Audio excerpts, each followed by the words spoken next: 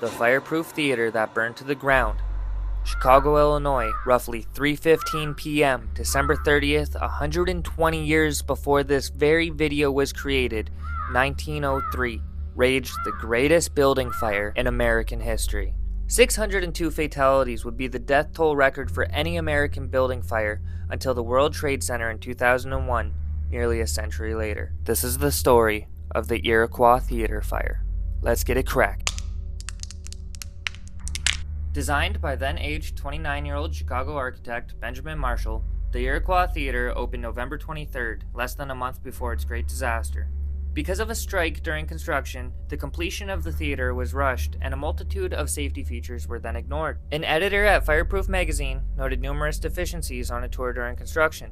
The Chicago fire captain Patrick Jennings also noted the absence of sprinklers, alarms, phones, and/or water connections on an unofficial tour. However, the captain and the theater's fireman, William Salers, failed to report the matter directly to the fire chief, William Musham. Because of this, the fire safety requirements were never met, and in order to finish on time and pass inspections, they paid off city inspectors.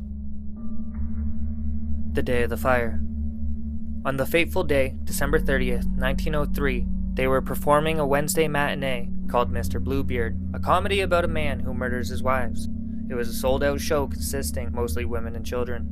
The theater was so packed, in fact, that standing room areas were so crowded some patrons had to sit in the aisles blocking the exits. Shortly after the beginning of the second act, at approximately 3:15, sparks from an arc light ignited a muslin curtain, quickly racing all the way up the curtain, beyond anyone's reach.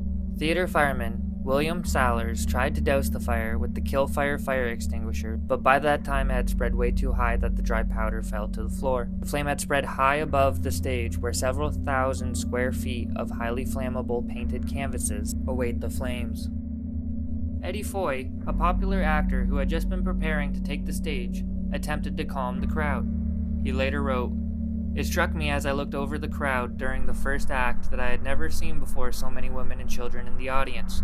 Even the gallery was full of mothers and children." Foy was widely considered a hero after the fire, but unfortunately he was not able to stop the crowds from panicking.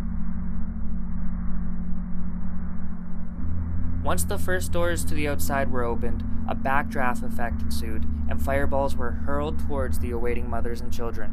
Most doors were either unable to be found or unable to be opened due to locks, opening the wrong way, or just an unfamiliarity with the locking mechanisms. Many of those who found the fire escapes fell to their death due to ice and improper installation, and those who survived this fall did so by landing on the piles of corpses that lay beneath them.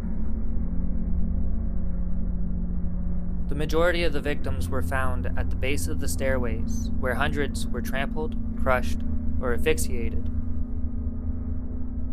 The Iroquois Theater was just another horrible example of loss of life that could have been avoided. And because of it, the fire codes and laws that were changed and implemented after that tragedy still stand to this day. Thanks for watching. I'll see you guys next time. Peace.